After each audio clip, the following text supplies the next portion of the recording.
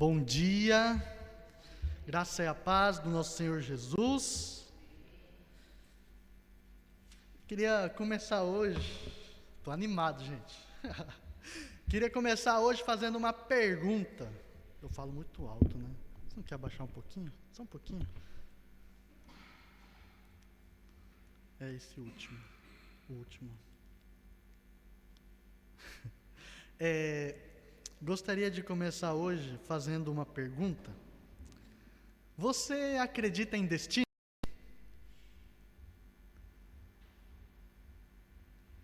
Você acha que tudo na vida tem algo determinado, algo estabelecido? E que todos nós temos um lugar onde nós devemos chegar? Algo que já está tipo assim escrito, digamos assim? É curioso pensar nisso, porque o ser humano foi criado à imagem e semelhança de Deus. E uma coisa muito legal é que Deus nos criou com o propósito de nós sermos eternos. Ou seja, a gente nunca morrer, a gente viver para sempre. E pensando nessa questão da eternidade, o nosso problema foi o pecado, porque Deus é santo, Deus é eterno. E na presença de Deus não pode existir pecado. Não se pode haver pecado por toda a eternidade, porque isso não é aceito por Deus na sua presença. E o pecado nos separou da presença de Deus. Ou seja, o pecado, de uma certa forma, destituiu essa parte eterna que seria o nosso corpo, o nosso relacionamento com Deus. Mas, ao mesmo tempo, a palavra fala que Deus colocou a eternidade no coração do homem. Está escrito em Eclesiastes, não vou lembrar agora qual passagem, porque eu nem preparei isso aqui, isso veio agora, mas Salomão fala para nós que Deus colocou a eternidade no coração do homem. E é por isso que nós buscamos muitas respostas. A gente vai atrás das coisas, a gente se questiona, a gente pergunta, a gente quer saber, a gente quer resolver os problemas que não cabem a nós. E muitas vezes a gente não tem sucesso. Na maioria das vezes, pelo menos. E pensar na questão do destino. Se a gente comparar a nossa vida com uma viagem de trem, pensa na vida como uma jornada, uma longa viagem. Se pensarmos que existe algum destino, quem é o piloto desse trem? Quem é o cara que está dirigindo o trem? É você? É Deus? Ou a gente divide, uma hora sou eu, outra hora é Deus? Como é que funciona isso? É interessante pensar nisso, né? E a verdade é que eu não sei a resposta. A gente percebe nos filmes, né, nos seriados, nos mangás, no gibi. As pessoas que escrevem, que formulam essas histórias para a gente ter o conhecimento, né, essas ficções também, às vezes, elas colocam seus ideais ali. E os seus ideais podem falar a respeito à questão das filosofias de vida. E pensar se existe um lugar que nós devemos chegar, ou se nós fazemos o nosso caminho, eu não sei. O que eu sei é que Deus sabe de todas as coisas. Mas pensando que Deus sabe de todas as coisas, é justamente por isso que Ele escolheu o que deveria acontecer na nossa história? Ou Deus nos dá o direito da gente fazer as nossas escolhas? Até que ponto Deus determinou o que vai acontecer no seu futuro? E até que ponto Deus te dá a liberdade de escolher os seus próximos passos? É uma coisa bastante complexa. É uma coisa que o ser humano não consegue entender. E dito isso, gente, muitas das coisas que as pessoas colocam como seus ideais, seja através dos filmes, das revistas, desse tipo de coisa que a gente consome, músicas mesmo, filosofias, pensamentos, a gente percebe que parte desses ideais eles vêm da Bíblia. Tem coisas que a Bíblia nos dá sinais, nos dá vamos dizer assim, alguns dos temperos dessa receita. Só que nós não conseguimos entender na totalidade das coisas. A questão é que muitos dizem que não se explica Deus. Tem uma música, inclusive, que fala, né, que não se explica Deus e tal. Será mesmo que não se explica Deus? Eu me questiono. Aí eu fui procurar a letra da música para ver o que a música fala, né? Aí a música só repete, né? Não se explica Deus, ninguém explica Deus, ninguém explica Deus. Não tem fundamento para falar que ninguém explica Deus. Inclusive tem uma parte da letra que ele faz, parece que uma crítica à teologia. Mas hoje eu venho quebrar esse paradigma de nós como cristãos. Todos nós somos convidados a fazermos teologia. E eu estou falando de teologia não no sentido de seminário, não no sentido de uma faculdade, mas a teologia da vida. Porque o simples fato de lermos a Bíblia, nós fazemos teologia. Por quê? Porque todo ser humano tem o direito de pensar. Deus nos deu uma mente, e essa mente é muito mais profunda do que a gente pode imaginar. A nossa mente tem criatividade, a nossa mente tem imaginação, nós podemos viajar, nós podemos pensar, mas nós não podemos ser como a palha que o vento leva de lá para cá. Nós temos um fundamento, e esse fundamento é a palavra de Deus. Quando nós falamos de teologia, é quando nós pensamos sobre Deus. E quando nós pensamos sobre a ótica de Deus, é imaginar a nossa vida e pensar como Deus pensa a respeito de nós. E essa semana eu escutei um pastor falando sobre essa questão.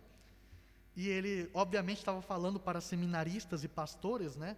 Fala sobre quanto tempo você leva para fazer um sermão. Às vezes eu levo uma semana, às vezes eu levo 2 semanas, às vezes eu consigo fazer o sermão em 1 dia, às vezes eu consigo fazer em 2 horas. Mas não é essa a questão. Um sermão bem feito, segundo ele, é um sermão para toda a vida. Durante toda a nossa vida, a gente prepara um sermão. E não está falando somente dos pastores, isso se aplica a nós, cristãos, filhos de Deus, que cremos em Jesus Cristo como nosso Senhor. Por quê? Porque o sermão não é o que a gente vai falar na frente da igreja, senão que o sermão pode ser o Cristo que se manifestou na nossa vida para as pessoas. E quanto tempo a gente leva para pregar Cristo crucificado em nossas vidas? A vida toda.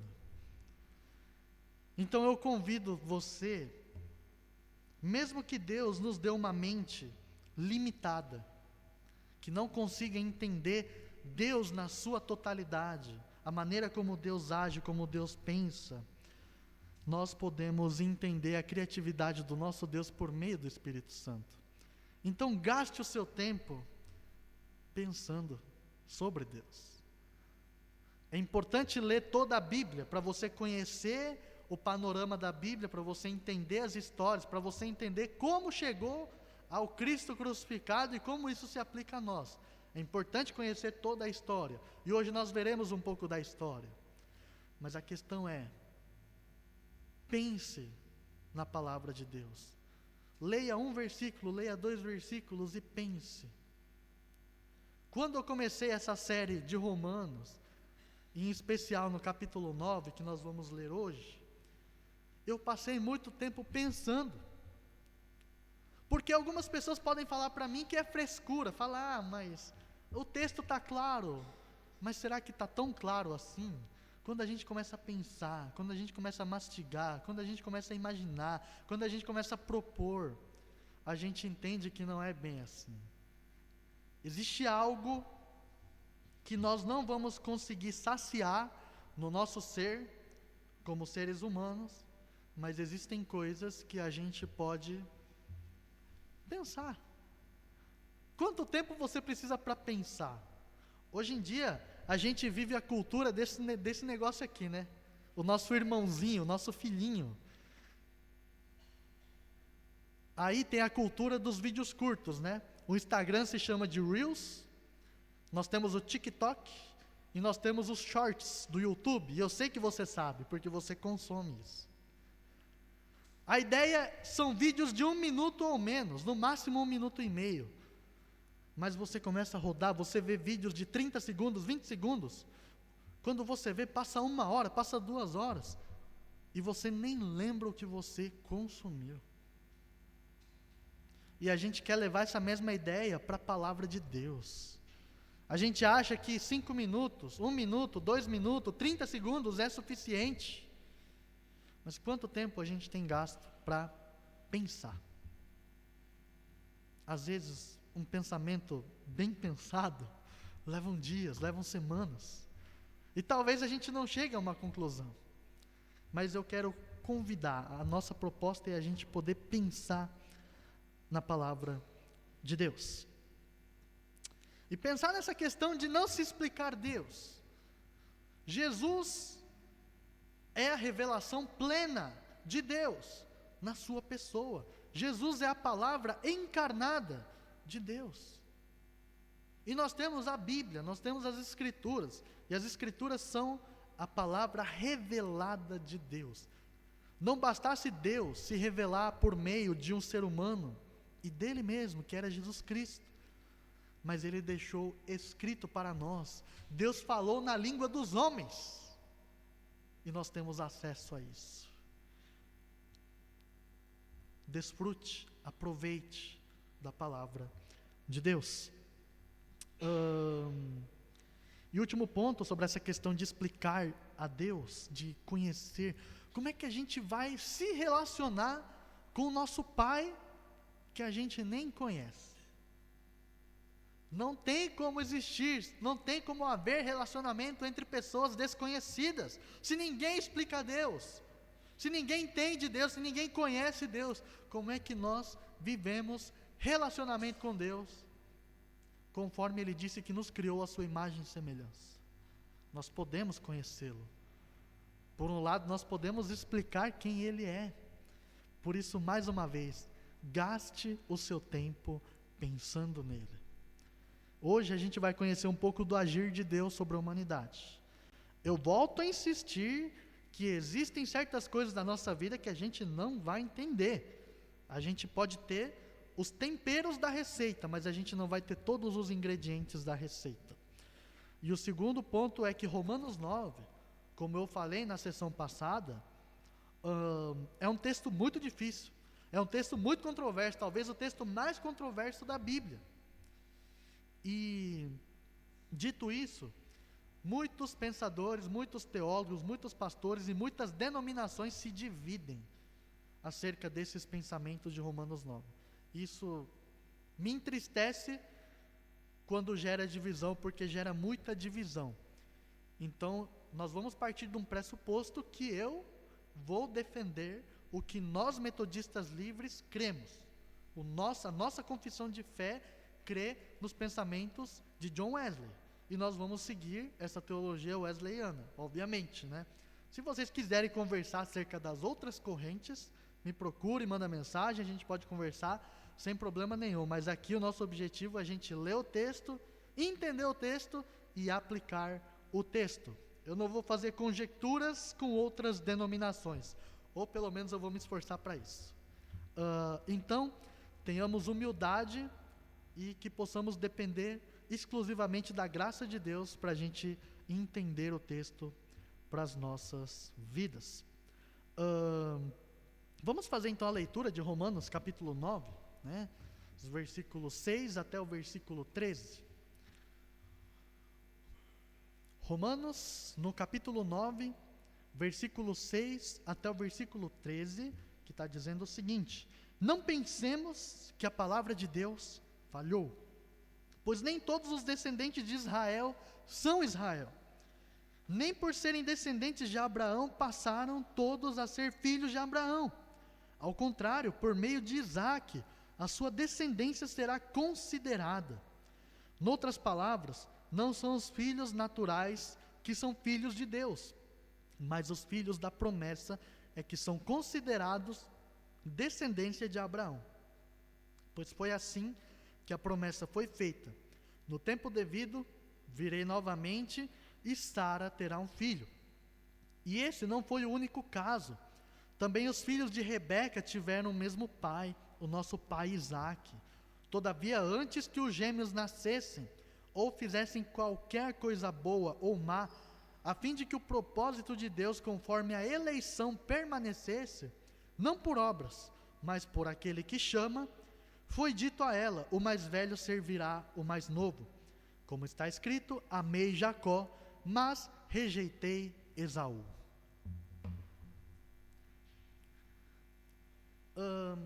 A gente lendo o texto, nós percebemos aí que tem umas coisinhas meio complicadas, né, para a gente falar. Então, mais uma vez, nós não podemos afirmar categoricamente alguns fatos. E eu estou falando sobre o quê? Destino, predestinação, eleição de Deus, e eu estou falando de responsabilidade humana.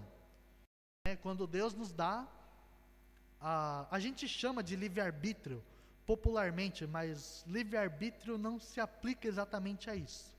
Nós chamamos de responsabilidade humana. Quando Deus nos dá a liberdade de escolher, de fazer as nossas escolhas. Então existe essa controvérsia. E nós vamos entender um pouquinho disso. O fato é que mesmo que a gente creia que Deus nos dá a liberdade de fazer as nossas escolhas, nós não podemos negar, nós não podemos afirmar que a predestinação não seja bíblica. A Bíblia fala que Deus predestinou alguns. E nós vamos entender isso. Primeira coisa que eu gostaria de falar hoje está no versículo 6 e a primeira parte do versículo 7, que fala sobre o Israel espiritual de Deus. Versículo 6 e o começo do 7 está dizendo o seguinte: não pensemos que a palavra de Deus falhou, pois nem todos os descendentes de Israel são Israel, nem por serem descendentes de Abraão, passaram todos a ser filhos de Abraão. Então, vamos lembrar do argumento de Paulo, da construção do nosso texto. Romanos 9 está dentro do contexto da carta aos Romanos, que fala sobre justificação pela fé. Fala que nós somos pecadores, que nós estamos separados da presença de Deus e que não existem obras que vão nos salvar. Mas uma justiça é manifesta por Jesus Cristo, justiça esta que é feita em nossas vidas por meio da fé. Se nós cremos em Jesus Cristo como Filho de Deus, que Ele morreu pelos nossos pecados, nós seremos salvos. Se crermos que Ele foi ressuscitado, seremos justificados por Deus. Somos declarados justos. E aí existe a questão sobre Deus haver escolhido Israel. Isso começa em Romanos 9, versículos 1 a 5, que Deus escolheu Israel, o povo de Israel, para ser o seu povo. Aí entra essa questão que alguém poderia perguntar para o apóstolo Paulo: se Deus escolheu Israel para ser o seu povo, e Israel rejeitou a Deus, rejeitou a Jesus como o Messias, como o libertador, como o redentor, então Deus falhou na sua eleição? E Paulo já começa dizendo: não, Deus não falhou, a palavra de Deus não falhou. Por que a palavra de Deus não falhou? Se Deus já sabia que Israel, partindo do pressuposto que Deus sabe de todas as coisas, antes de você nascer, Deus já sabia de todas as coisas que você ia fazer. Deus já sabia os caminhos que você ia trilhar. E se Deus já sabia de todas as coisas, por que Ele escolheu um povo que o rejeitaria? Há uma controvérsia nisso, e Paulo vai dizer: a palavra de Deus não falha. A palavra de Deus não falhou. E qual é o argumento de Paulo? Justamente que não é todo o Israel que é Israel. E o que isso significa, trocando em miúdos? Significa que existe duas histórias dentro de uma história. Nós temos a história natural, e nós temos a história divina dentro do povo de Israel. Isso poderia se aplicar à nossa vida também, mas nós vamos falar do texto. Está dizendo sobre Israel, o povo de Israel. Existe a questão de que Deus escolheu quem? Abraão. Você pode ler lá em Gênesis capítulo 12, até o 15, Deus escolhe Abraão. Não existia povo de Deus. Não existia Israel, não existia judeu, não existia nada. Existiam os homens que temiam a Deus. E aí, havia um homem, que a gente nem sabe se ele temia a Deus, porque muito provavelmente Abraão adorava outros deuses.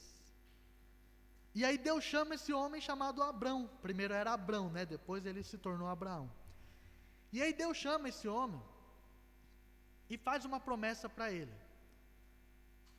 E ele diz: sai da tua parentela, da tua terra, para um lugar que eu lhe mostrarei, e farei de ti grande nação. E tu serás uma bênção. Abençoarei os que te abençoarem, e amaldiçoarei os que te amaldiçoarem. E todas as nações do mundo serão abençoados por você. Poxa vida, todas as nações serão abençoadas por meio de Abraão. Então aqui a gente entende, você pode ler em Gênesis 12, a gente entende que a salvação não foi prometida somente ao povo de Israel. Nós entendemos que a salvação já foi prometida para Abraão, para todos os povos. Todas as nações seriam abençoadas. Isso também está escrito em Gálatas capítulo 3. Curiosamente, eu estou pregando sobre Gálatas no culto de quarta-feira, e eu estou falando sobre Gálatas 3. Foi o que eu falei na semana passada, ou foi essa semana? Foi essa semana. Eu falei de Gálatas 3, e eu estou falando de Romanos 9, que cruza as ideias. Isso é curioso também. Mas a questão é que Deus anunciou a salvação para todos os povos por meio de Abraão. Abraão começa um povo chamado povo de Israel. Existe uma história natural, porque os descendentes de Abraão, eles se formaram como as 12 tribos de Israel. E hoje Israel é o quê? É uma nação. Israel passou a ser nação, sabe quando? Em 1948.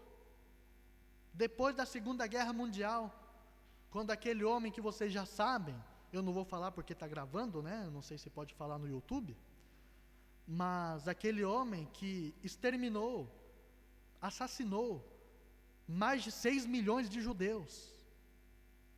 E aí os judeus ficaram dispersos pelo mundo todo. A Segunda Guerra termina em 1945, e em 1948, 3 anos depois, Israel é considerado uma nação novamente. E aí a ONU, né, os negócios lá, quem entende de geopolítica vai saber, a ONU devolve o território deles para eles serem nação. Por isso existe esse conflito entre Palestina e Israel. Só que aqui eu estou falando do quê? Eu estou falando da história natural, porque são descendentes de Abraão. Todos têm o sangue de Abraão. Agora, Paulo está dizendo que não é porque se tem o sangue de Abraão correndo nas suas veias, é que você é o Israel de Deus. Não é porque tem o sangue de Abraão que você é filho de Deus, que você é filho de Abraão. Mas Paulo está dizendo que nós somos filhos de Abraão por fé. E isso nós vimos em Romanos capítulo 2, nós vimos em Romanos capítulo 4, nós vemos isso em Gálatas capítulo 3, e entre outras passagens na Bíblia. Vamos fazer a leitura lá, em Romanos capítulo 2. Volta um pouquinho comigo, em Romanos 2, no versículo 25. Eu vou correr porque a gente vai ler alguns textos hoje. Romanos capítulo 2, 25, está dizendo o seguinte: a circuncisão tem valor se você obedece à lei, mas se você desobedece à lei, a sua circuncisão já se tornou incircuncisão. Se aqueles que não são circuncidados obedecem aos preceitos da lei, não serão eles considerados circuncidados? Aquele que não é circuncidado fisicamente, mas obedece à lei, condenará você, que tendo a lei escrita e a circuncisão é transgressão da lei, é transgressor da lei. Não é judeu quem o é apenas exteriormente, nem é circuncisão a que é meramente exterior e física. Não, judeu é quem o é interiormente, e circuncisão é operada no coração, pelo Espírito, e não pela lei escrita.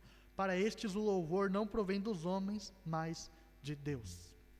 Então nós entendemos o quê? O povo de Deus não era o povo que simplesmente se circuncidava, não era somente quem tinha o sangue de Abraão, mas a circuncisão se dá no nosso coração. Como isso se aplica a nós?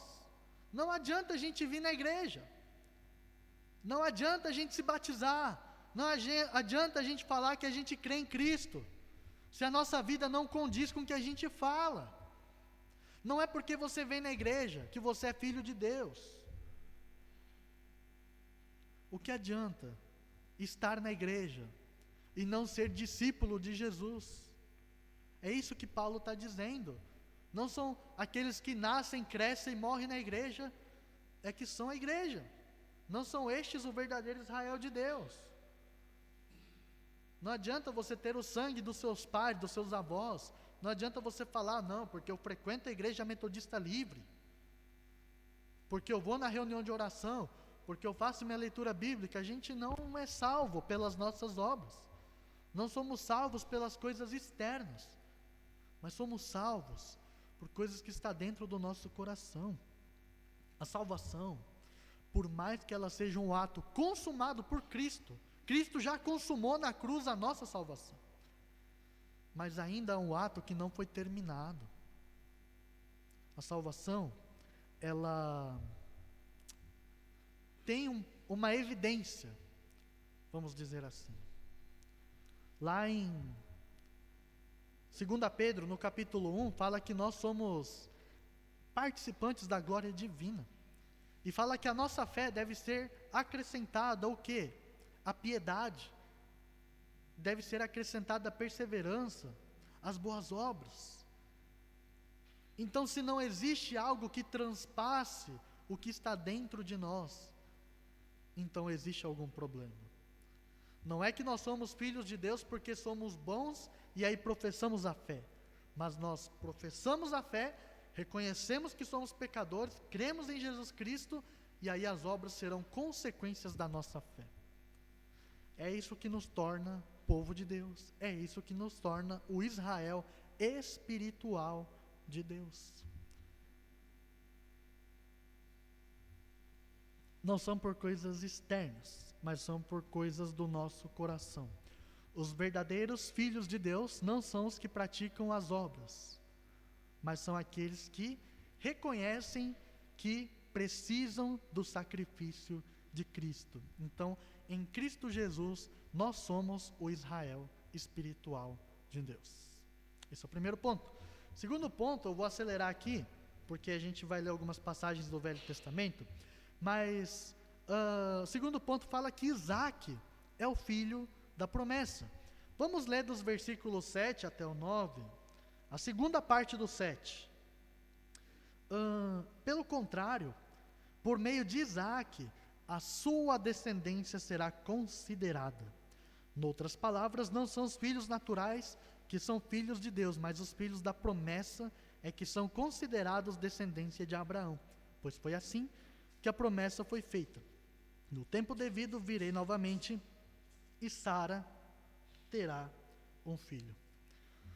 Então, Paulo está reafirmando o que ele já disse nos primeiros versículos, mas a questão é que os filhos de Abraão não são os filhos naturais de Abraão. Esses são os filhos pela história natural.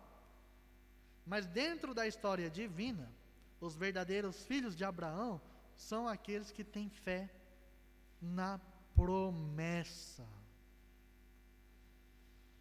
Em Gênesis, Deus faz uma promessa a Abraão. Depois que ele faz essa promessa de que todas as nações seriam abençoadas por meio dele, Abraão tem um problema. Ele está com 90 anos de idade. E Sara provavelmente era uns 10 anos mais nova que ele. Ela tinha 80. Mas acontece que Sara era estéril. E Sara nunca teve um filho. E aí Deus fala: você vai ter um filho. e desse filho nascerá a sua descendência. E este descendente que Deus está falando não é o povo de Israel, este descendente é Jesus. Está falando que da sua descendência, do seu filho Isaque, vai nascer o Messias. E aí existe o problema, mas a Sara é estéril, eu tenho 90 anos, como é que eu vou ter um filho? Mas Abraão creu. E isso lhe foi creditado como justiça. Abraão foi justificado por Deus, porque ele creu na promessa.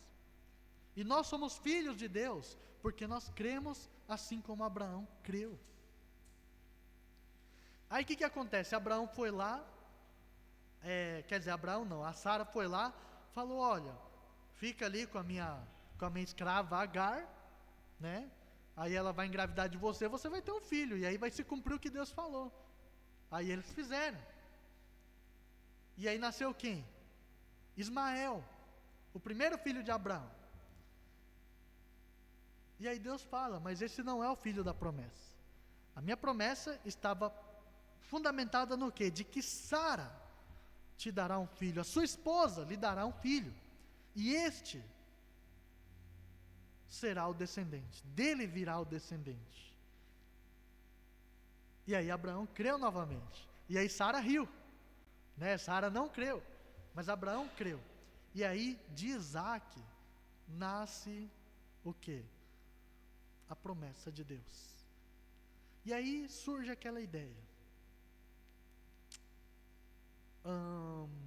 as bênçãos, elas deveriam seguir a ordem natural das coisas, ou seja, o primogênito, o primeiro filho é que deveria receber a bênção.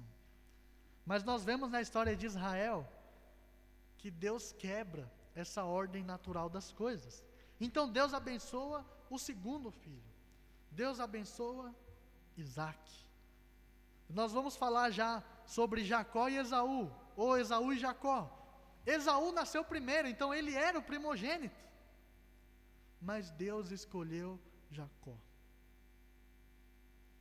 E se a gente pegar toda a história de Israel, a história dos patriarcas, quem são abençoados?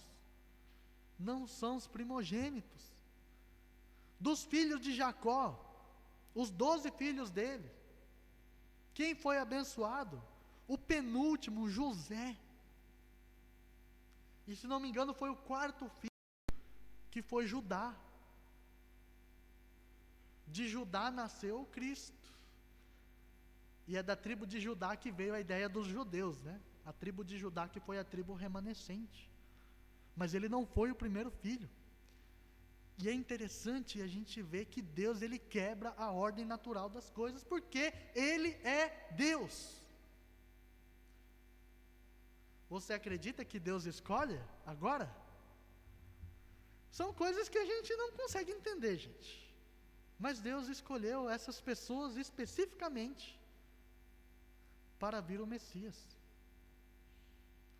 E o texto está falando sobre duas perspectivas. O texto não fala somente da pessoa de Isaque e somente da pessoa de Jacó que foram escolhidos. Mas o texto também está falando sobre os povos. E nós vamos entender isso também. Mas a questão é por quê? Porque nós somos a igreja.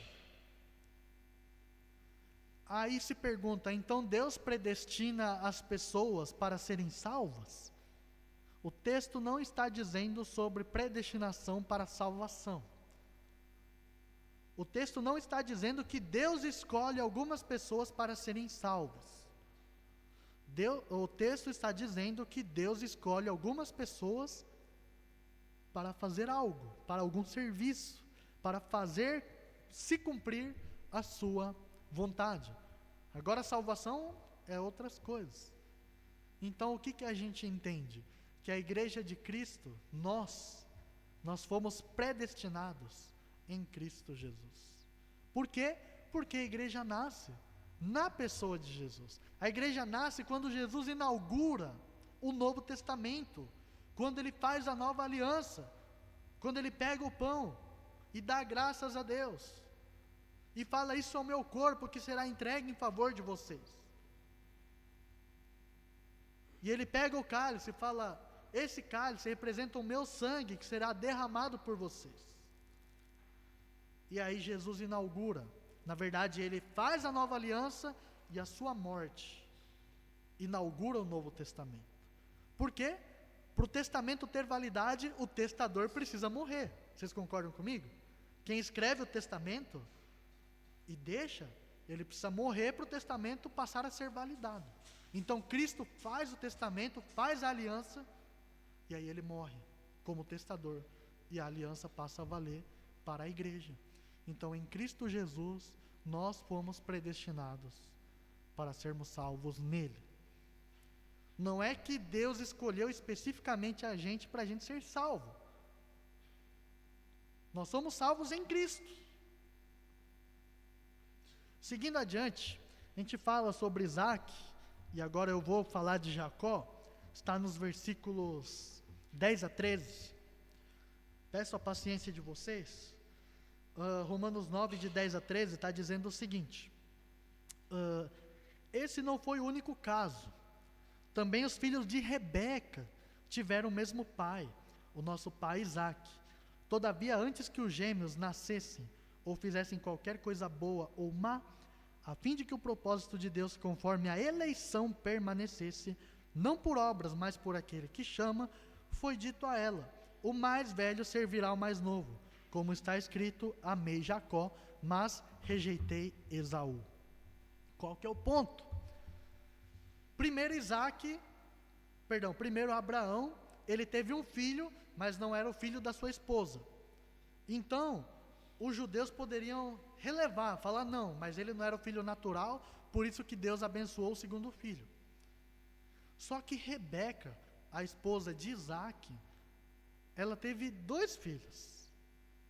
Os 2 filhos foram filhos do mesmo pai, que era Isaac, o filho da promessa. Seguindo a ordem natural, Esaú nasceu primeiro. Então Esaú deveria ser escolhido por Deus para ser quem? O descendente. Mas não foi o caso. Deus escolheu Jacó, justamente para quebrar essa ideia da ordem natural das coisas. E aí eu pergunto: por que Deus escolheu Jacó e não Esaú? Porque Jacó era bom? Não. Se vocês lerem Gênesis, vocês verão que Jacó era trapaceiro. Jacó queria levar vantagem sobre as coisas. E Jacó, inclusive, se colocou na frente do irmão para receber a bênção da sua primogenitura. Fala assim: mas como assim, né? O cara entrou na frente do filho, enganando o pai que estava cego. E por que Deus dá a bênção, sendo que ele trapaceou ali na hora? Porque as escrituras nos dizem que Deus escolheu Jacó. Por quê? Porque ele é Deus. E nós acabamos de ler que não foi por obras praticadas por ele, foi antes deles nascerem que Deus havia escolhido Jacó. Inclusive, está dizendo no versículo 12, não por obras, mas por aquele que chama. Foi dito a ela, foi dito a Rebeca, que era mãe: o mais velho servirá o mais novo. Isso aqui nos faz a referência de Gênesis 25. Eu ia ler, mas eu não vou ler porque vai tomar muito tempo, mas só para resumir a história, Rebeca estava grávida dos gêmeos, e os gêmeos estavam se chutando ali na barriga. Eu fico imaginando ela vendo, né? E aí ela vai perguntar para Deus: Deus, por que está rolando esse fuzuê todo aqui? E aí Deus fala: dentro do seu ventre existem 2 nações, e o mais velho servirá o mais novo. Está dizendo que o mais novo receberá a bênção. Antes deles nascerem, Deus já havia escolhido Jacó. Não por obras, mas, como Paulo disse, Pelo princípio de quem elege, pelo princípio da eleição, pela escolha de Deus. E mais uma vez, Deus não escolhe pessoas para serem salvas. O texto não está falando de salvação, o texto está falando sobre a construção da história divina. Tanto da história natural, mas Deus interferindo na história natural. E lembra que eu falei que o texto não fala somente sobre Jacó e Esaú? Não representa somente as duas pessoas, mas representa os povos. Por quê? Nós vamos entender. Agora eu quero que vocês abram a Bíblia em Malaquias. Deixa marcado aí Romanos. Nós vamos em Malaquias, é o último livro do Velho Testamento, está antes de Mateus. Malaquias, capítulo 1, versículo 2.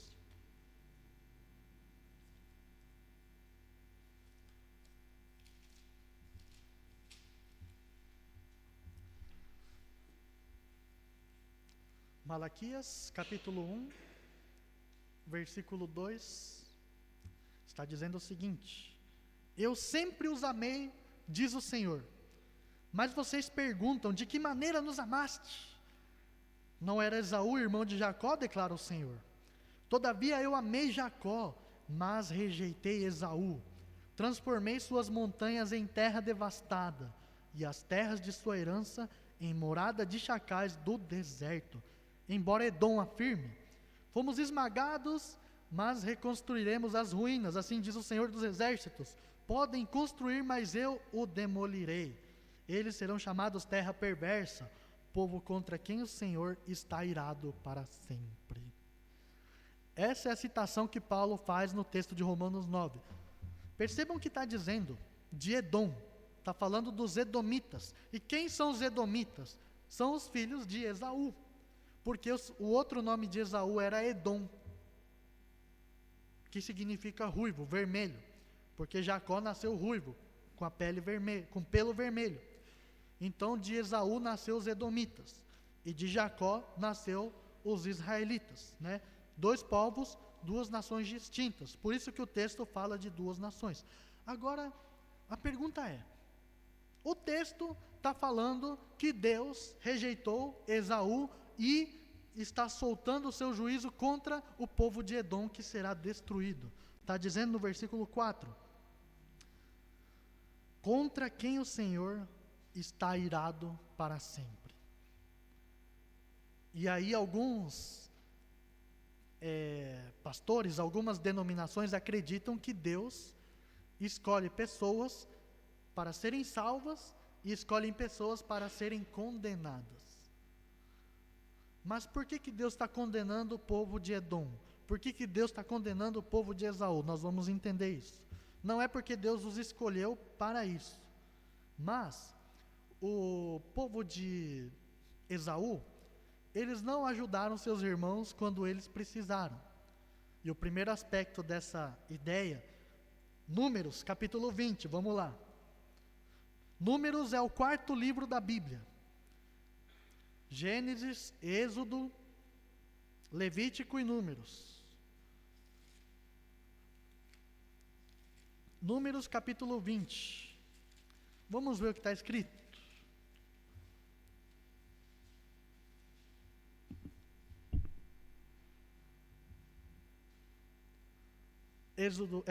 Números capítulo 20, a partir do verso 14, que diz assim: de Cádiz, Moisés enviou mensageiros ao rei de Edom, dos edomitas, povo de Esaú. Assim diz o teu irmão Israel. Eles eram irmãos, eram povos que eram de irmãos. Tu sabes de todas as dificuldades que vieram sobre nós. Os nossos antepassados desceram para o Egito, e ali vivemos durante muitos anos. Os egípcios, porém, nos maltrataram como também a eles. Mas quando clamamos ao Senhor, Ele ouviu o nosso clamor e enviou o anjo e nos tirou do Egito. Agora estamos em Cádiz, cidade na fronteira do teu território. Deixa-nos atravessar a tua terra, não passaremos por nenhuma plantação. Enfim, o 18, mas Edom respondeu: vocês não poderão passar por aqui. Se tentarem, nós os atacaremos com espada. E aí o versículo 20, mas Edom insistiu: vocês não poderão atravessar, Então Edom os atacou com um exército grande e poderoso. Visto que Edom se recusou a deixá-los atravessar o seu território, Israel desviou-se dele. Então, desde o começo da história, o povo de Edom, o povo de Esaú, atacou o seu povo co-irmão, que era o povo de Jacó, o povo de Israel. Se não bastasse, nós temos aí, em 2 Crônicas, capítulo 21, versículo 16 e 17, fala da invasão dos filisteus e dos árabes. Se você quiser ler depois, você pode ler. Eu não vou pedir para ler agora, porque senão vai demorar muito.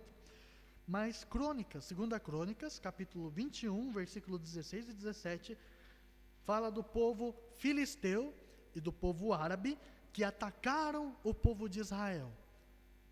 E do lado do povo de Israel estavam os edomitas, estava o povo de Esaú. E eles não fizeram nada para ajudar, inclusive ajudaram a destruir o que sobrou lá do povo de Israel. E aí Deus se irou com eles novamente. E aí percebam lá, vamos lá em Salmos 137, versículo 7.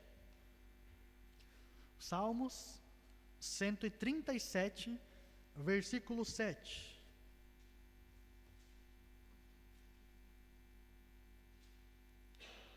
Lembra-te, Senhor, dos edomitas e do que fizeram quando Jerusalém foi destruída, pois gritavam: arrasem-na, arrasem-na até os alicerces.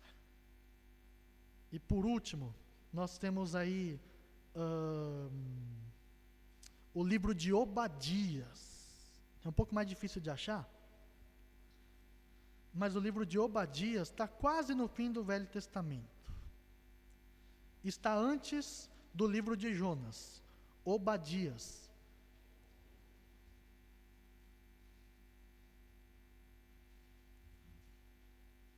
Obadias só tem um capítulo.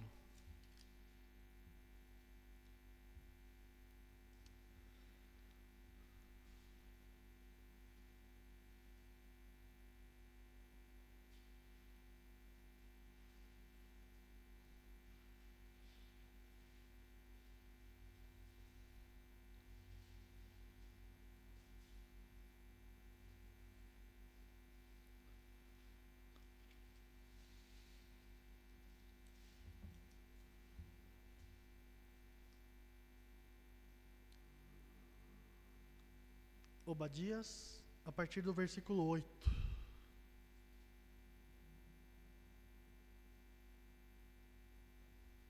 Olha só o que está dizendo o texto. Naquele dia, declara o Senhor: destruirei os sábios de Edom e os mestres dos montes de Esaú.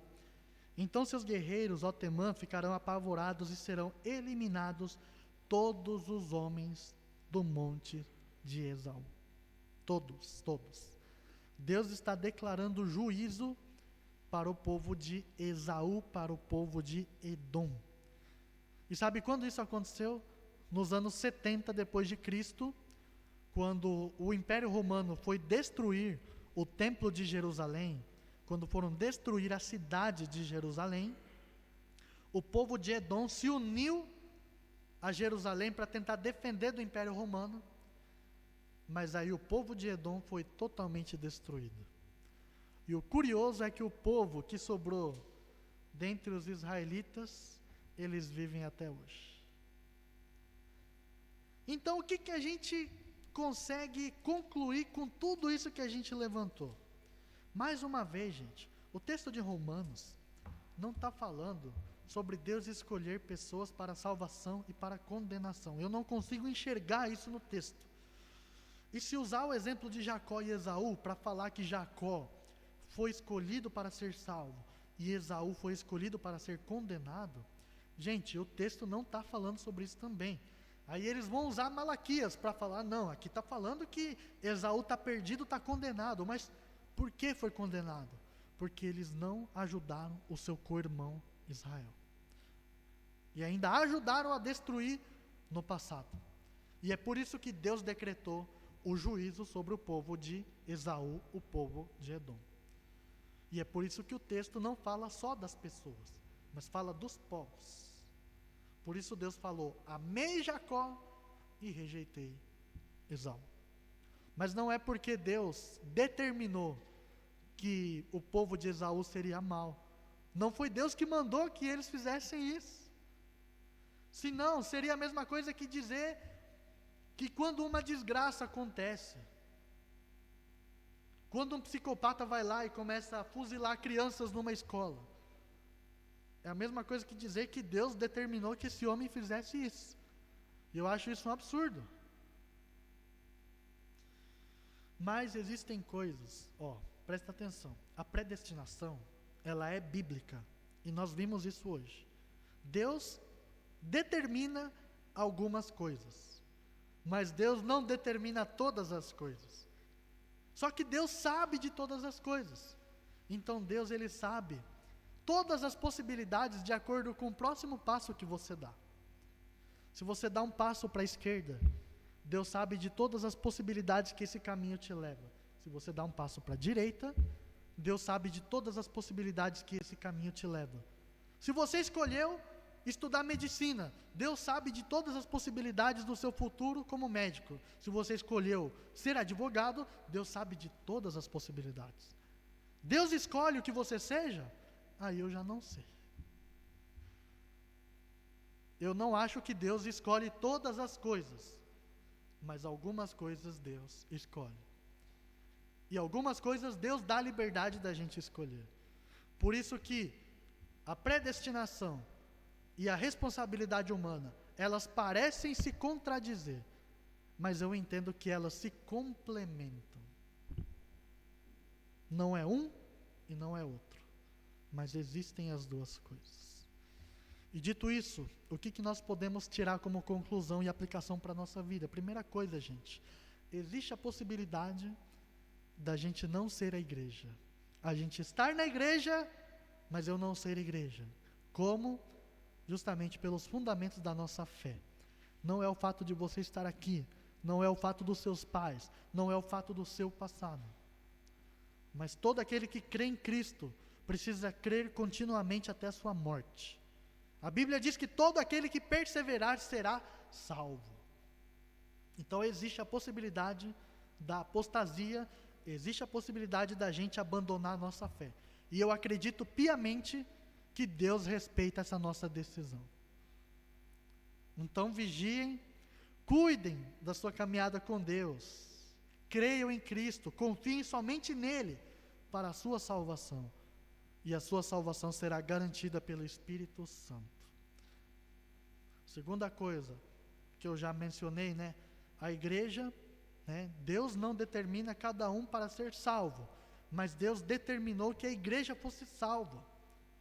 Através de quem? Através de Jesus Cristo. Através de quem? Através de Jacó. Através de quem? Através de Isaac, o filho da promessa. Somos salvos único e exclusivamente pela promessa de Deus que foi cumprida na pessoa de Jesus Cristo. E finalmente, não deixe de orar. Não deixe de buscar a Deus enquanto ainda há tempo. Não deixe de permanecer fiel no pouco que você tem. Não deixe de desfrutar. Lembra do começo que eu falei sobre a gente pensar na palavra? A gente ler um texto e ficar pensando, ficar gastando tempo. Por quê? Tem países que isso aqui é proibido. Tem países que as pessoas morrem por portar uma Bíblia. Quanto nós temos desfrutado? Então que eu e você possamos desfrutar das bênçãos que nós temos e a gente permanecer fiel ao nosso Senhor. Amém? Vamos fazer uma oração? Pai querido, Pai amado, nós te agradecemos pela porção da Tua palavra. Nós somos gratos porque o Senhor fala conosco através dela. Incansavelmente, Senhor, nós vamos dizer isso com a nossa boca, que a Tua voz aquece o nosso coração. Nos perdoa, Senhor, das vezes que a gente se afastou, Pai, que a gente esfriou, que a gente, por circunstâncias da vida, deixou de crer que o Senhor é o Deus da nossa vida. Nos perdoe porque a gente superestima a nossa vida terrena. A gente vê como as coisas desse mundo mais importantes do que aquilo que o Senhor pode nos oferecer. E erramos, pecamos, nos afastamos da Tua presença. Mas hoje, Pai, eu quero pedir por um renovo. Eu quero pedir que o Teu Espírito Santo encha o nosso coração a ponto de transbordar a alegria da salvação e a alegria pelo acesso que nós temos à Tua palavra. Que o Senhor nos traga essa convicção, nos traga, Senhor, esse consolo, esse conforto, nos traga essa esperança, que a Tua palavra seja a nossa maior esperança de que o Senhor estará conosco todos os dias, até o último dia da nossa vida, até a nossa morte. Possamos entender, Deus, que existem coisas que o Senhor determinou e existem coisas que o Senhor nos permite fazer escolhas para a nossa vida. Portanto, nós oramos por um lado, para que a Tua vontade possa prevalecer, apesar dos nossos pecados, apesar das nossas falhas, apesar, Senhor, da nossa ingratidão, apesar, Senhor, do nosso cair. E por outro lado, oramos para que o Teu Espírito Santo nos conduza, para que a gente saiba fazer as escolhas de acordo com o Teu querer, de acordo com aquilo que o Senhor irá nos abençoar, de acordo com aquilo que irá glorificar o Teu santo nome. Que o Senhor nos dê sabedoria, que o Senhor nos dê lucidez, que o Senhor nos dê, Pai, humildade, para a gente entender que nós não vivemos para satisfazer os nossos desejos, senão satisfazer ao coração do Senhor. Que a gente não se amolde aos padrões desse mundo, mas que a gente possa entender que nós vivemos para agradar única e exclusivamente ao Teu coração. Nos ajude, nos dê força e nos dê mais uma semana na Tua presença. Oramos pelos nossos estudos, nosso trabalho, todas as nossas atividades do nosso dia a dia, entregamos todo o nosso ser ao Senhor e que possamos assim caminhar conforme a Tua graça, conforme o Teu entendimento, conforme o Teu sustento, conforme a Tua provisão e que todas as coisas sejam para a honra e glória do Senhor. Queremos hoje também nessa manhã, Pai, nos compadecer da Gilza e agradecer pela cirurgia dela que foi um sucesso. Te damos graça, Deus, porque o Senhor cuidou dela até aqui e sabemos que o Senhor, pela Tua bondade e Tua fidelidade, continuará cuidando até que ela se recupere totalmente. Pedimos pela Tua poderosa mão sobre essa recuperação dela, que ela não venha mais sentir enjoos, não venha sentir dores, mas que o corpo, a saúde, o físico dela possa ser restaurado por completo. E não somente ela, mas oramos por todos os enfermos, Deus. Que o Senhor possa visitá-los nessa manhã, trazendo graça, trazendo cura, trazendo, Senhor, o poder da Tua salvação na vida de todas essas pessoas, em nome de Jesus. Nos dê um domingo na Tua presença, seja conosco e que em tudo a gente possa louvar e glorificar o Teu santo nome.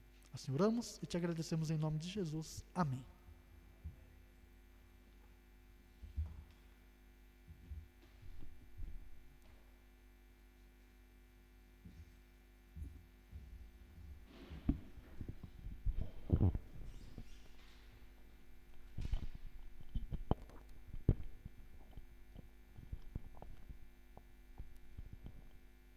Que a graça do nosso Senhor Jesus Cristo, o grande amor do Pai e a comunhão e a consolação do Espírito Santo esteja com você hoje e sempre. Amém e amém.